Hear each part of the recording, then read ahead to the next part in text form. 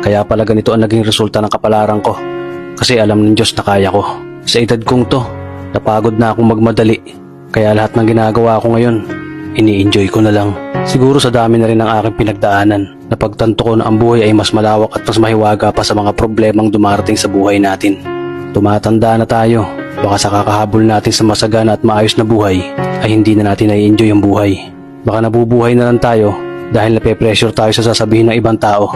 Marami na rin akong mga naging maling desisyon sa buhay, pero lahat yun nagsilbing aral sa akin at natuto ako sa mga pagkakamali ko. May mga taong sobra nating mamahalin at bibigyan ng halaga, pero ibabalik lang sa atin ay kabiguan at matinding trauma. Kaya wag nating lilingunin ng mga taong tulad nila dahil mas payapa kapag hindi ka na interesadong malaman pa kung ano pang balita sa kanila. At wag mong idepende ang sarili mo sa kahit kanino. Tandaan mo, kahit sarili mong anino, iiwan ka din nito kapag madilim na ang paligid mo. Kailangan natin matutunan na huwag ikumpara ang sarili natin sa iba dahil hindi natin laban ang laban nila. Karera mo to, di nila karera. Dahil ang buhay ay hindi naman nasusukat sa kung sino ang mayaman, kundi kung sino ang payapa. Kaya galingan mo lang palagi tol dahil napakaraming tao mapanghusga, hihilahin ka pababa at lagi mo tong tatandaan.